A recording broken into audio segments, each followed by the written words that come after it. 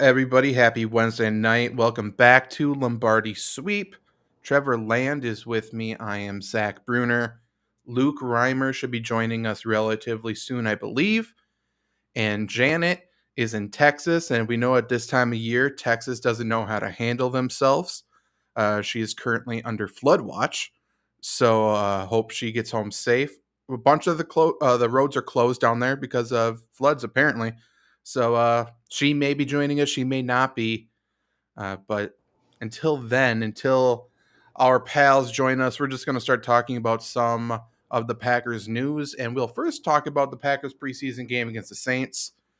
It was somewhat expected. Things pretty much went as expected. The players who we thought were going to play did.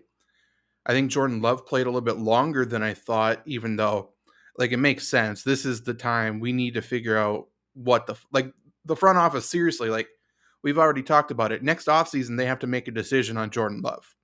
They have to either give him the rookie extension, that 5th year, and pay him $20 million, or they need to trade or cut him. And we haven't seen enough.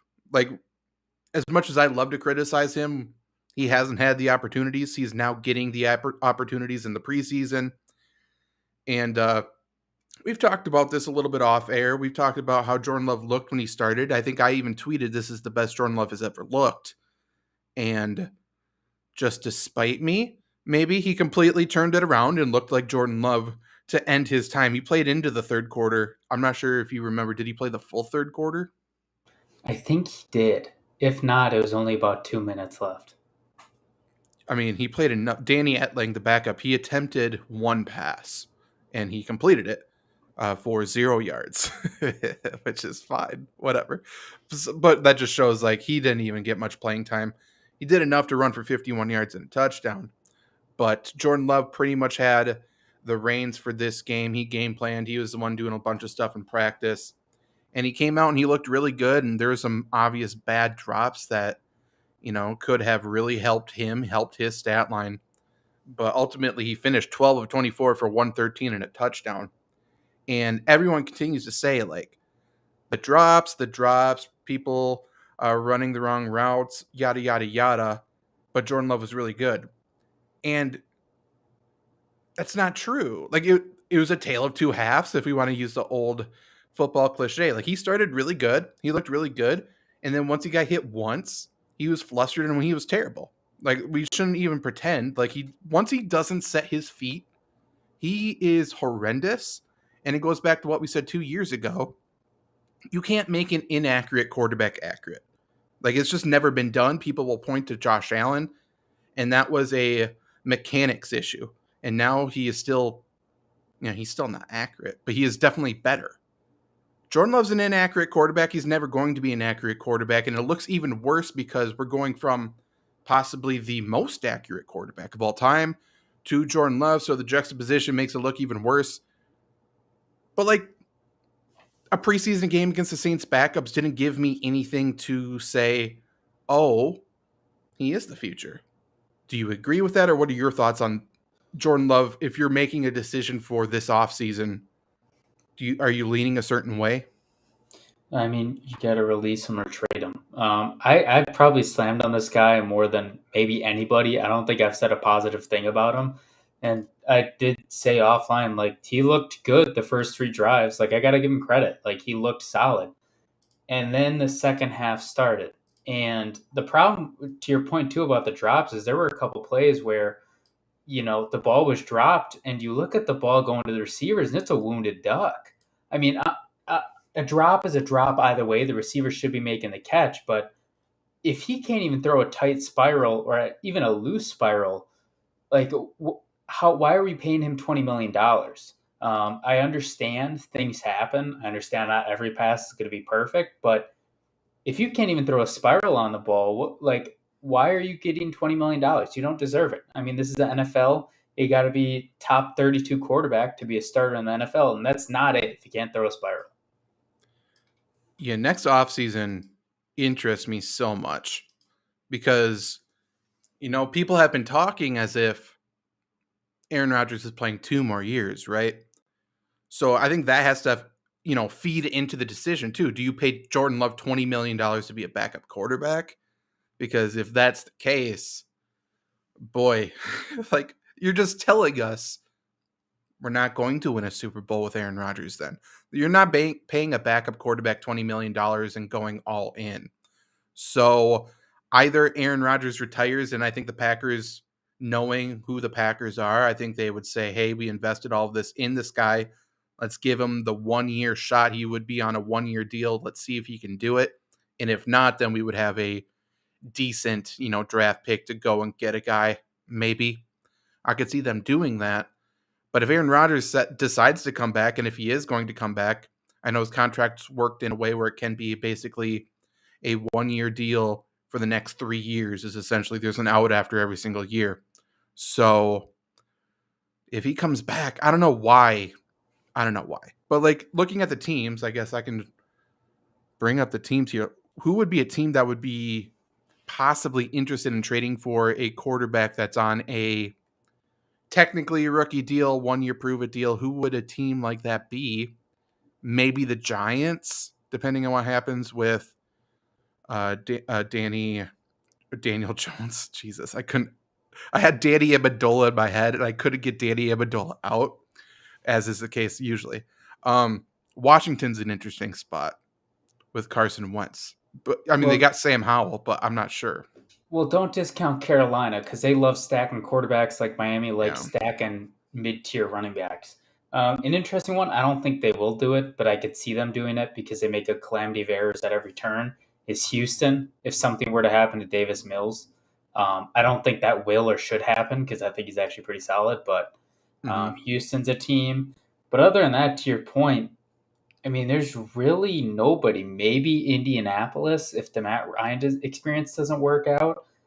But outside of that, I mean, there's nobody that I'm seeing really. Luke, we're talking about the Jordan Love situation because obviously Packers have to make a decision next year. And if they pay him and trade him, it'd be like that $20 million. Basically, what we're seeing Baker Mayfield and Sam Darnold getting paid this year. They're both on that same deal.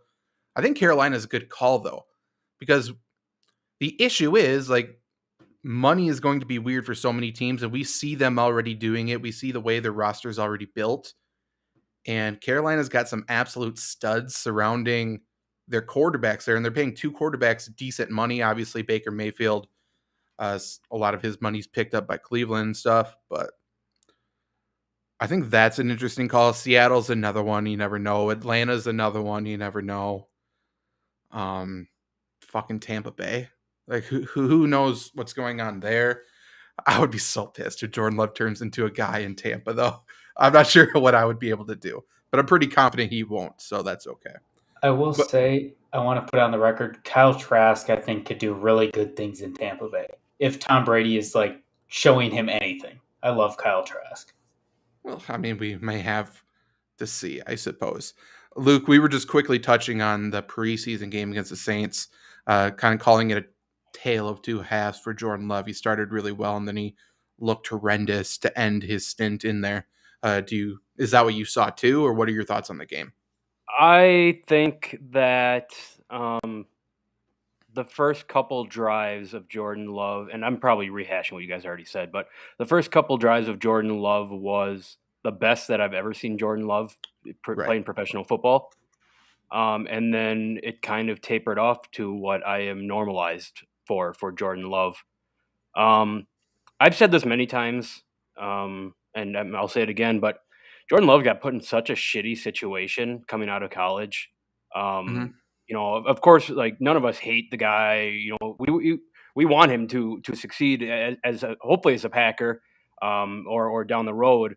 But to get thrown into a situation with the best quarterback in the NFL as a first round pick in a Super Bowl window and not be able to produce, and having everyone yell that, why aren't you a Hall of Fame quarterback yet? We can't even see him play. Like, it's just got to suck for the guy. I don't feel bad for him. I mean, I never feel bad for professional athletes because they get a lot more money than I do.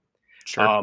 But it sucks. But to see him put together 2, 3, 4 good drives, that's encouraging. But then that just brings us back to our point of we're celebrating our first round pick in preseason.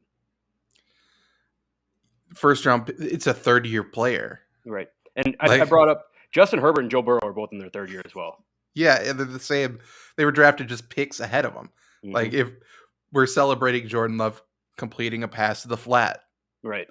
it's something Joe Burrow's been doing since middle school. Like, it's not the same. I wanted to bring something up too. I don't know if this will be a transition or whatever. I don't know if you guys listen to the press conferences after the preseason game, but after Matt LaFleur had a lot of nice things to say about Danny Etling, and I would imagine that's a lot of the reason, just kind of giving confidence in him. You have to support someone who plays good, right? Mhm. But Matt LaFleur made a comment that said Danny is making our decision very tough. Yeah. And I don't know what that decision means. But to keep 2 or 3 quarterbacks, I would assume. If the Packers keep 3 quarterbacks, it's so stupid. Correct. Like, what do you think of Jordan Love then? Like, Right. that's telling us what you think of Jordan Love. But Danny Etling, awesome guy to have on the practice squad. The dude's mobile. He can give you different looks that clearly Rodgers and Love can't give you. He's a great dude too. Good locker room guy. Yeah. Right. Like, he doesn't play video games like that. Devil Kurt Benkert, maybe. I don't know. But yeah, like, there's no reason to go into the season with 3 quarterbacks. We said it before, even though when they did go into the season with 3 quarterbacks, if Aaron Rodgers gets hurt, we're fucked anyway. So why do we need that insurance policy when we could have an additional player who can play special teams, maybe, or another lineman? I'll take a second long snapper. I don't care. It's more useful. Guess what? If Rodgers gets hurt, throw Love in there. Okay, that's fine. Then we'll just get a really high first-round pick we can take a quarterback with and have 2 quarterbacks. Because when you have 2 quarterbacks, you have none. So why not go that route too? Yeah. I just, the whole Jordan Love situation, like, nobody is a winner, and the whole thing came about because of miscommunication, because no one was capable of communicating. Like, if there was communication between Rodgers would have been happy, wanted to stay, right? Like, the only reason they took Jordan Love is because they were betting against Rodgers. They didn't think Rodgers was going to stay, whether it be retirement, whether it be trading him away. And now he keeps coming back. And now the Packers are looking at next season. If Rodgers comes back, they're not going to play Jordan Love over him anyways. And it was truly a waste of a first-round draft pick at that point. Like, no one's a winner in this situation whatsoever. Not even Aaron Rodgers, because it would have been nice to have a wide receiver with that pick. It would have been nice to have anything, a contributor. It would have been nice to have anything other than what we got. Yeah. Well, yeah, even a different quarterback. And I love too how people are making this like a Jordan Love versus Aaron Rodgers thing. Meanwhile, Gutekunst is just like laying back. Nobody's blaming him for this.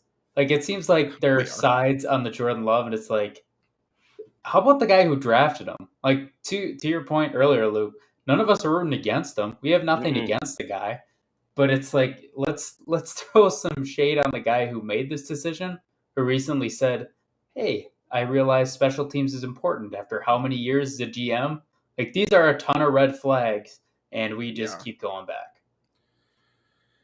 Yep. Let's get off of this situation, though. Just talking about other things in that Saints game.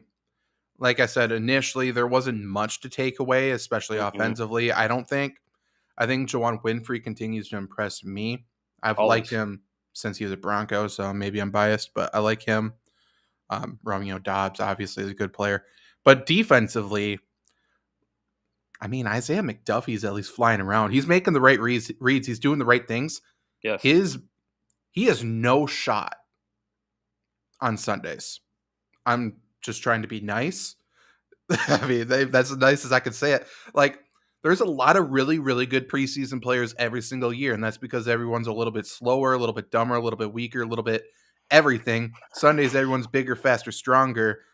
And Isaiah McDuffie, like we said when he was drafted, his biggest knock is he's too small. And he can do a lot of things right, but you can't teach size, you can't teach speed, you can't teach strength. Like, he's just not built to be a starting NFL linebacker, and I think he's earned a role on this team. He's obviously a good special teams player. I think he's a decent rotational linebacker. But I'm saying this because everyone is seeing him outperform Quay Walker and saying maybe he's the starter. And there's no shot. There's no shot he's starting over Quay Walker, even if he is better than Quay Walker. Right? Correct. However, Quay Walker's not looking very good. So, I mean, that's another thing to bring up. He's lost out there. He's not getting taught. Like he's trusting his eyes, which is good, but unfortunately, I don't know, Luke, if you can find a vision center up there or something. We have good eye doctors in Green Bay. There is a lot of really good doctors in Green Bay. They should check that out. But yeah, he's always out of position. Again, it's what we said on draft day. Like he's really fast. He flies around, but he runs out of position every game play. Yep. Sorry, I don't mean to jump ahead. I just wanted to talk about the defense for a second. And that one play that I sent to you guys when I forget who it was, whoever it was, it was an outside linebacker pass rusher guarding Chris Olave on his touchdown. Like, what the fuck is that? Yeah, I don't know. How could you possibly scheme up something where your edge rusher is covering Chris Olave? Yeah, I'm going to hope it was a miscommunication. Yeah. It's bad regardless, but if it was according to plan, that's worse. Right. But yeah, I hope it's a bad play. The other standout to me was Micah Abernathy, obviously. Yep. I mean, we were all watching the USFL, so we kind of knew him already. The dude's good. He should get reps. He's someone who should get reps on Sunday, I think. I think he's really great. Well, I think, too, with Vernon Scott got cut. Yep. I mean, we talk about it all the time. They're so thin in the secondary. They're so thin all over on defense. To see someone actually do something in a preseason and kind of get the excitement going, it gives you the goosebumps. Like, this is something that could work, and like you said, Zach, on Sundays. Mm-hmm. One guy that I highlighted that I liked a lot, I didn't look at him individually, but his name just kept popping up, and it wasn't for bad reasons. For me, was Chris Slayton, not to be confused with Tadaro Slayton, which confused the hell out of me for a good quarter. But Chris Slayton just put himself in the right situation.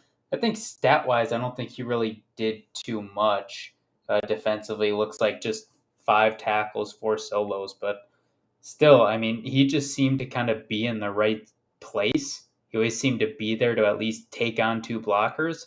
And, for a guy who's probably, if he does make the team, is going to be second or third string, that's kind of all he can ask for, in my opinion. He doesn't need to be a BJ Raji, but just a guy that shows up, does his job. So I hope he makes a team, but we'll see. Well, that's what we've been clamoring about too, right? For defensive linemen, like, don't get pushed back, just take up a hole. And I do believe that's what Chris Slayton. I mean, that's what I've seen out of Chris Slayton in games and in practice. Yeah, he's good. Like, to your point though, like he has a long shot to make the team probably. He's going into, it looks like, his 3rd or 4th year in the NFL. I don't think he's played a single down in the NFL, but he was drafted in 2019. But the Packers have quite a bit of depth on the defensive line at this point. I think it's good. Enik Bare is starting to come around on the defensive line. He's playing pretty well. He's someone who can certainly play the run well. I think the depth too is good depth. It's not just players; it's guys who can play. Last year we made the joke that we had 15 Dean Lowrys. They were all the same exact player. Mm-hmm. And this year, like, no shot at Dean Lowry. They were just all the same white guy from Northwestern or Iowa or anything. This year we do have people of varying skill sets. I don't think we have the run stopper yet. I don't think we have that one road grader in the middle. But we have a lot of interior pass rushers who can get upfield, and I think that is good when they are disciplined and they play within their own means, within their own assignment. And I think it can be extremely successful. There should be an actual rotation on the interior defensive line this year, which is something we haven't had in a long time. Is this the best defensive line we've had in how many years? A while, yeah. Yeah. Quite a while, especially interior. It's been Kenny Clark and nothing for a long time. That's what, like, if we could have one I don't know. This is the guy who comes to mind when I think of just defensive stopper, like one Casey Hampton. Somebody like that who could play. Haloti Nada, talking about there's so many, like someone who can play first down, second down, and then if Kenny Clark could come in on third down, sometimes if he could take off the first down, that's what takes this defense to another level. Also, some cornerback depth, which I don't think is in the cards for this year, but hey, maybe we'll get it 1 year. We'll get it 1 year. Maybe we'll see. What I did like this week, I wasn't planning to talk about this. They were moving some people in the secondary around. They moved Rasul Douglas back to free safety for a little bit. Mm-hmm. I think he's a natural free safety, in my opinion. I didn't see anything from him back there, but just from his play style and the way he plays, I think he'd be really good at that. And they moved Nixon, I believe, Keyshawn Nixon, I believe is his name. He is the only cornerback on the team, really, who has experience at nickel. They put him at nickel. I think I said a couple shows ago that he's probably going to be the nickel before the end of the year. And if they do something like this, like we know Savage is going to get hurt every week anyways, and if that's the case, then you can move Rasul Douglas back to free safety and put Nixon in the slot. That would be awesome, I think. I think that's a really good move for this defense as well. It feels like Rasul Douglas needs to play safety. I don't know about you guys, but I don't get comfortable. Like in the end of the year last year, I was not comfortable when quarterbacks were throwing at Rasul Douglas. Because to me, yeah, of course he had the picks, but Rasul Douglas gave up a lot of yards last year that a lot of people don't talk about. To me, he's more of a ball hawk. He's a playmaker more than a shutdown kind of guy. If you can get a guy like that to go wherever the ball is, I think I think I like that a lot more than having him on an island by himself where who knows what the fuck's going to go on out there. Yeah. Also, a lot of those picks and some of the pick sixes were against, Justin Fields or Matthew Stafford during his really bad period of football. He didn't exactly play the best competition either. Kyler Murray up there. That was that game. True. Kyler Murray, Madden superstar. Fuck Madden. Dude, True. Madden is horrible. Oh my gosh. I'm getting better. 50 balls just don't exist in Madden. The game is always horrible. An interception. I can't get through a game without rage quitting because of some ungodly missed tackle animation. It's ridiculous. Yeah, I mean, the past 5 years, I feel like defense has been almost impossible. Like open field tackles are no chance. You just take a guess. Man. You cannot play man. Whether you're inside, outside, underneath, doesn't work. And then if you say, it's a run play, it's like a punt block blitz. Jesus. Horrible game. I digress. It sounds like I need to play you and boost my stats. Probably won 50-0. I'm hoping. Okay, so Packers moves this week. Obviously, they had to cut the roster down to 80. They traded away Cole Van Lannon. Surprise, surprise to the Jaguars. I saw a couple comments. It's like, this can't be higher than a 5th-round draft pick we got back, right? I'm like, you're right. There's no way. I bet it's contingent on if he makes the team or plays a snap, it would be a 7th-round pick. Cole Van Lannon started the offseason, let's remember, with the ones. And we were like, what? Why? This dude's not good at football. And now Jacksonville gets to see it up close and personal. Ship his ass out of Green Bay. Love ya. Not really. You were bad with Wisconsin. You can be bad in Jacksonville. Don't care. Packers also put Kylan Hill on PUP list. They cut Danny Davis. He was hurt. And then, like we said earlier, they cut safety Vernon Scott as well, which I think speaks to how impressed they were with Abernathy, I would assume. Makes Rightfully sense. so. Yeah, it makes sense. But yeah, so we're down at 80. We got to obviously make final cuts after this week. We have a preseason game tomorrow against the Saints, and there's going to be a couple other practices.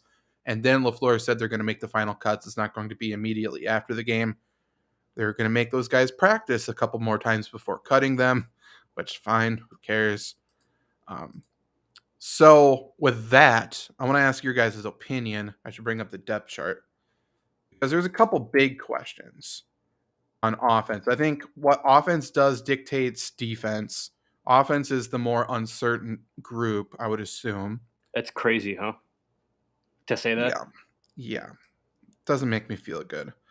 Running backs. Who do you think is going to be the third running back? Luke. Goodson.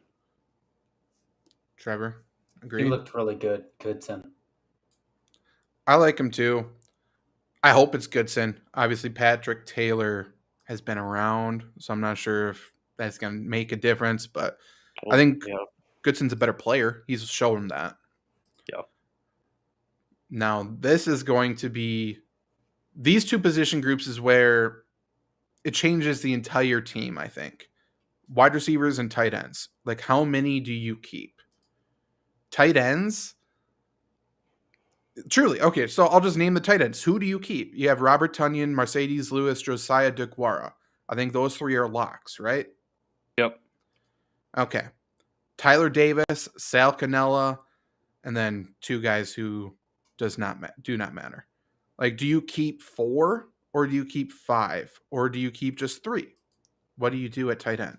I think you got to go 3, especially the way I think you could make an argument, a bad one, but an argument if Tyler Davis hadn't looked like complete garbage against the Saints. He can't play football. He has never shown any ability to. And I understand you're risking it with old ass Mercedes Lewis and Josiah DeGuara, who seemingly gets hurt at every turn. But I mean, you're taking a roster spot again away from special teams, which that's way worse than, needing to sign a tight end in the middle of the year. Yeah. I mean, you have to keep 3. You have to limit it to 3. I think there's more pressing needs on this team that you may need more players at than tight end right now. 4 tight ends is that's too many, guys. That's too many. I'm looking back to November last year. The Packers had 5 tight ends on their roster. Like, if they go 5 tight ends, what is that? Like Trevor, like you said, that takes away from special teams. But if we're just talking about pass catchers in general, are you keeping 7 receivers with 5 tight ends? I don't think so. No, they had 6. So yeah, what's more useful? I think Tyler Davis is a lock to make the team. I think they love him. He's been unbelievably bad this offseason, and rightfully so. But he's at least has experience on the kickoff team, I suppose, and he'll play a little kicker. He'll be a special teams guy all around. Morallo69 says you need 3 to 4. I mean, I think the Packers are keeping 4 no matter what. I think they love Tyler Davis for no reason. But I think there's going to be better tight ends available. And again, Delaney Walker last year said he wanted to come back and play for the Packers.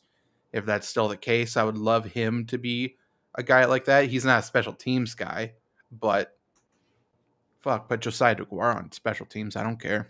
Like, at least Delaney Walker can play offense.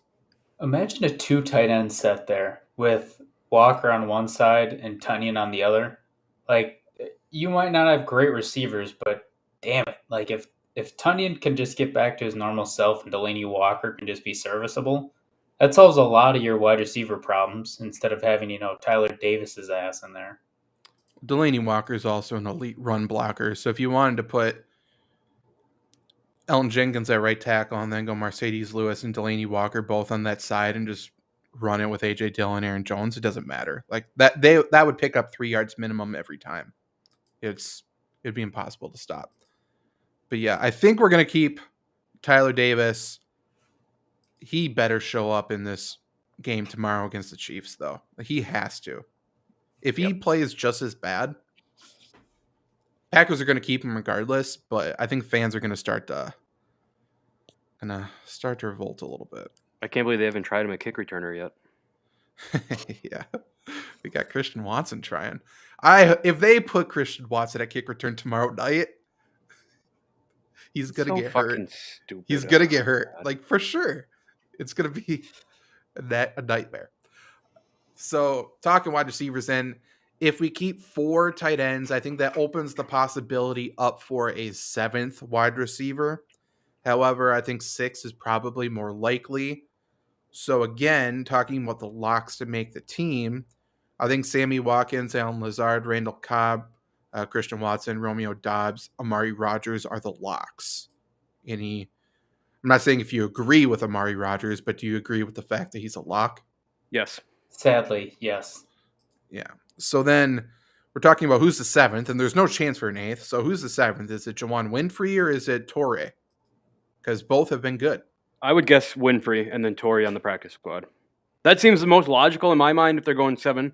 And it feels like, Winfrey has caught touchdowns in regular season games before. Like, he should be on an NFL opening day roster, well, however you want to call it. And Torrey, he's fine. Like, throw him on the practice squad. See what happens. Whatever happens with Sammy Watkins, who knows? We have injury-prone receivers right now, and I don't think Torrey coming off the practice squad is going to be a huge hindrance by any means. This is why this Travis Fulgham signing just doesn't make sense to me. Like, we already had problems, and did we think we'd sign him and within 2 weeks he'd hop Winfrey and Toure? Like, I believe in Winfrey too. We signed him because of tomorrow. Because Watkins, Lazard, Cobb for sure not playing tomorrow. Dobbs isn't going to play much, if at all. It's going to be Christian Watson, Amari Rodgers, Juwan Winfrey, Torre, and then Fulgham, basically. So he was signed as an opportunity to showcase his skills to 31 other teams. For basically. Someone else. Yeah. And back to the Winfrey Toure, it has to be Winfrey first. To Luke's point, like, he's played in the NFL, he's played meaningful snaps. So for him to get jumped by Toure would have to have an unbelievable camp, and Winfrey would have to be unbelievably horrible. And even then, I mean, the Packers, when they love a player, they stick by him for kind of their whole career, it seems. So he wasn't probably going to make it anyways. So, yeah, it's going to be Winfrey. I'm quickly looking at money just to see how much they would save.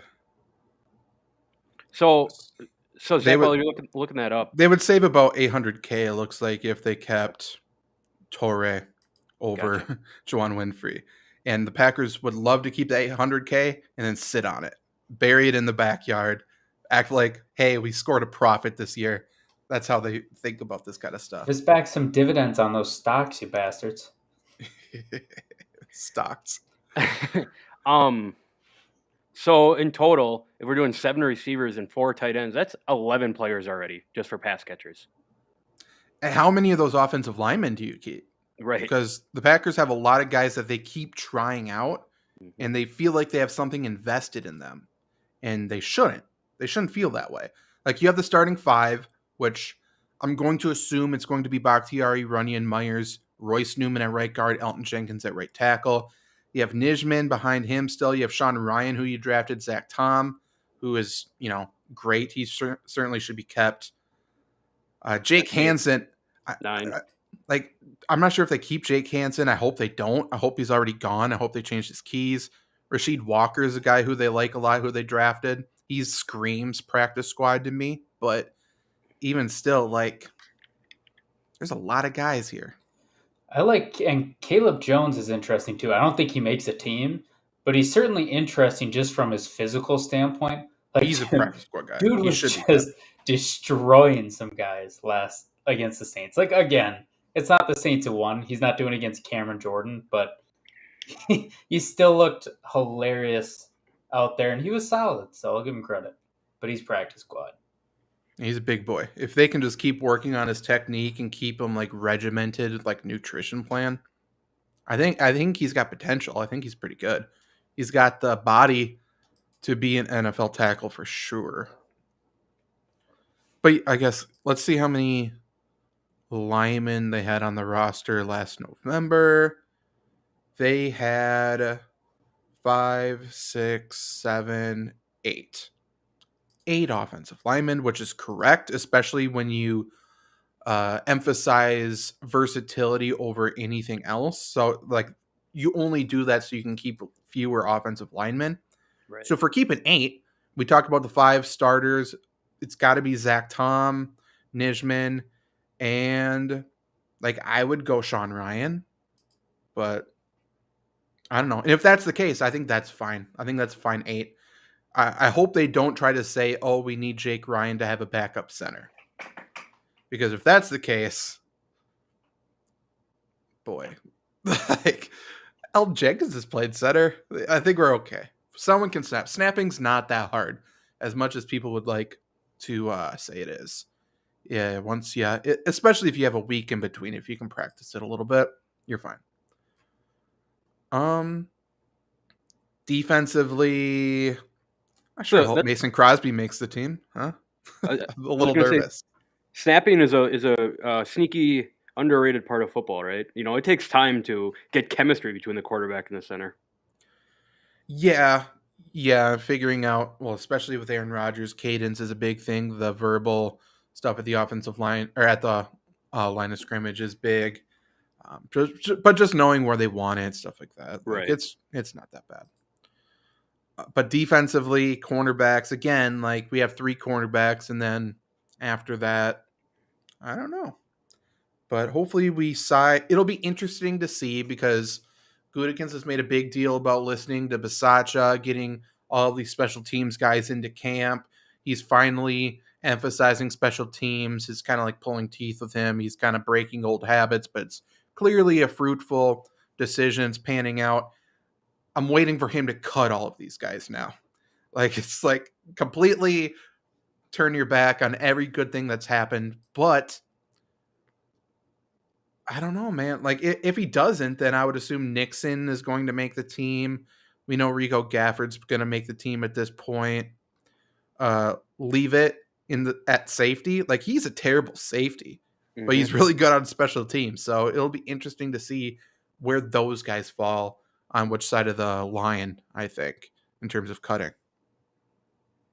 Yeah, I mean, we talk ad nauseum about special teams and how much we want special teams. So it'd be very disheartening if players are cut that can help on special teams. I know we say that almost every show, but I mean, it does. It's a tough decision as a GM. What do you value more? What do you need to build up more? But there's an obvious need for special teams. For like almost all of the Packers' existence. And we're still making I know it's preseason, but there's still special teams mistakes going on that shouldn't happen in preseason, like 10 guys being on the field for a punt and then 12 guys being on the field for a punt. So I don't know. Like I said, I think about week 4 till fans start yelling at Bisaccia and want him fired. But I don't see our special teams being any better than it was last year, to be honest. I mean, we at least have people who have played special teams before. That's a step up from last year. It was truly like, hey, square peg, go into this round hole. Hey, weird, it didn't work. Let's blame the coach. That's what it was the entire year. They kept cutting guys midweek who have finally started to find their footing on special teams to bring in more players who have never played special teams. It was just a revolving door of stupidity for the Packers last year. But let's talk about the Chiefs game then Thursday, tomorrow. For the people watching live, we record this every Wednesday night live on the Flurry Sports YouTube channel. So definitely come join us sometime, hang out. But tomorrow, we got the Packers' final preseason game. The cuts will come a few days after to get down to the final roster size.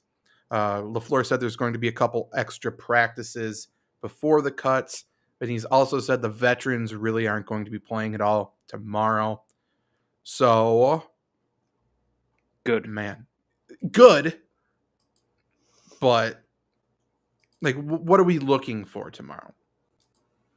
I mean, tomorrow just feels like an extension of the preseason. Of course it is, but I mean, what have we been looking for in any of the first 2 preseason games? Other than little things here and there. To me, this preseason of the Packers this year has just been, let's hit another team. To me, as opposed to let's really work on hammering stuff down and trying to really look at position battles and stuff like that. I don't know. I could be very wrong on that, but that's just the vibe I'm getting from the team. It doesn't feel like there's a lot of guys out there who are dominating in the preseason or, really making a case that I should be on this team over another guy. Trevor? Agreed or what? Yeah. I mean, I'm just looking for some semblance of improvement. Like, my goal, I guess, for the game that I want to see, I want a game where I have to look back at the game to look for something to talk about. Like in terms of like something bad. Like to your point, Luke, about 12 guys on the field, 10 guys on the field. Jordan Love completely nosediving. Like at least be consistent. Just consistency, subtle improvements, something that we should probably be seeing by now. But I would like to see Jordan Love run more red zone offense too, I think. Yeah, Luke, when you say you're not sure what this preseason has been, to me, it has been Jordan Love's interview. Yeah. Like the entire time. It's just been Jordan Love. This is your chance. This is your last opportunity. God forbid, an injury to Aaron Rodgers this year. This is your chance to make a case to stay with the team, essentially. That's what it is. And with the starters not playing tomorrow, the only starters really expected to play is the offensive line. And that's for one reason, to protect Jordan Love and give him a true opportunity to earn a roster spot for 2023. That's essentially what I think this game comes down to. Jordan Love's going to see essentially nothing on the defensive side of the ball for the Chiefs. I think the other quarterback we're going to see for the Chiefs is Dan Crum or something like that. I saw his name. I'm so jacked up. I hope he has a mullet. I know nothing about this dude, but I hope he's some dirty white trash guy named Dan Crum. But yeah, like Jordan Love's going to get the opportunity. He's going to have receivers out there. It sounds like Christian Watson's going to see his debut. And I think all those guys that we talked about who are fighting for roster spots, fighting for that 7th receiver spot. So we got Juwan Winfrey out there. You're going to have that Travis Fulgham out there. You're going to have Torrey out there. I think Romeo Doubs might get a little bit of time out there. So I think there's going to be receiving talent. Tyler Davis certainly is going to be out there with a chance to show that he's not terrible at football. So theoretically, the Packers are going to have decent young wide receivers out there. Jordan Love, the starting offensive line, minus the 2 guys coming off of injury. If the Packers offense doesn't look great, I think we know, right? Like we know about Jordan Love. I think this is it. It's his last guaranteed opportunity here. It's also a base. Defenses run essentially base defense the entire time. It's super easy to pick apart in the preseason. But this is also a defensive scheme and a defensive coordinator he's played against. This is his first time playing a 3rd game in a row. Last week was his first time playing back-to-back games. So again, sample size for Jordan Love is small, but it's growing ever larger. And this is the perfect opportunity for him to showcase anything. And it's an away stadium that he's played in. Like there's a level of familiarity there, of comfortableness. That's not a word, but that should be. It's not new. Everything for Jordan Love up to this point has been something new. And this week, it's not anything really new. Yeah. So, yeah, true. So show us something. Yeah, like this is. You're right, Zach. Like now is the time to unleash Jordan Love. Like let him just do everything. Yeah. Give him as much as he can do, and let him do it all. Also, honestly, this is preseason. So, like, unleash Jordan Love. I want to see some damn deep bombs. I don't care if he hits them or not, but I just want to know. I don't like these bullshit 15, 20 yards up the field and have the receiver run.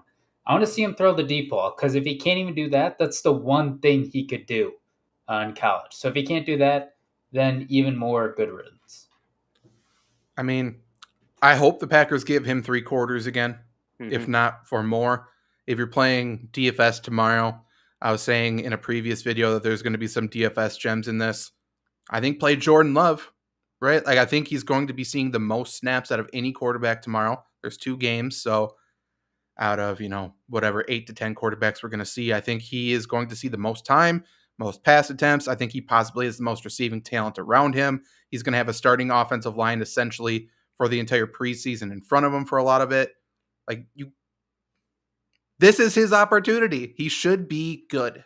And if he's not, then let's start looking at quarterbacks for next season to back up Aaron Rodgers, hopefully. Call up Gardner Minshew. Call up Tyrod Taylor. Somebody like that. I have a bone to pick with you saying that the Packers have the best receiving core, because I really hope that we see Josh Gordon tomorrow. Has he done anything in the preseason yet? Josh Gordon and Corey Coleman. I hope we see both of them tomorrow.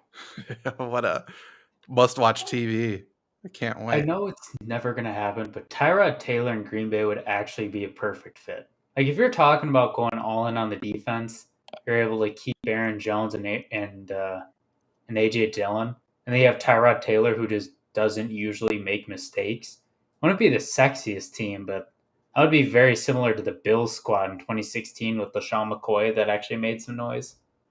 People forget they almost beat the Jaguars and Jacksonville, the same team that I think almost beat Tom Brady. I believe Should have beat Tom Brady. Sammy Watkins was on that Bills team. Josh Gordon has caught 1 of 5 targets for 10 yards this preseason. Needs better quarterback play. What if the Packers just say fuck it and go all in on the fact that Lamar Jackson doesn't resign and just throw him a blank check? You do not know how much I would love that.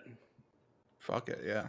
I'll take it. Or someone who can do the same kind of stuff as Lamar Jackson. Blake Bortles Daniel is still Jones. out there. Vince Young. Oh. That's true. We've tried it. We've tried all these guys. Hey, Tim Boyle could come back. You're right. He could come back. That is something that could happen. Separate of the Lamar Jackson issue. Do you think we see any MVS tomorrow? I wouldn't think so. It would be funny. Hope so. Yeah, I hope so. I think we see him for a little bit just to try to torch one of the guys. Because I'm going to guess Patrick Mahomes doesn't play, and Juju Smith-Schuster's already hurt. So I would assume they don't do it, but, never know. Never know. I'm for it.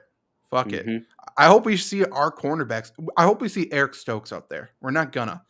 But boy, he needs as many reps as he can get. Eric Stokes against MVS would be fucking hilarious. Give me that for 4 quarters. Well, I was going to say in all seriousness, too, I think Eric Stokes MVS matchup would be interesting to watch, considering that they both are only good at running fast.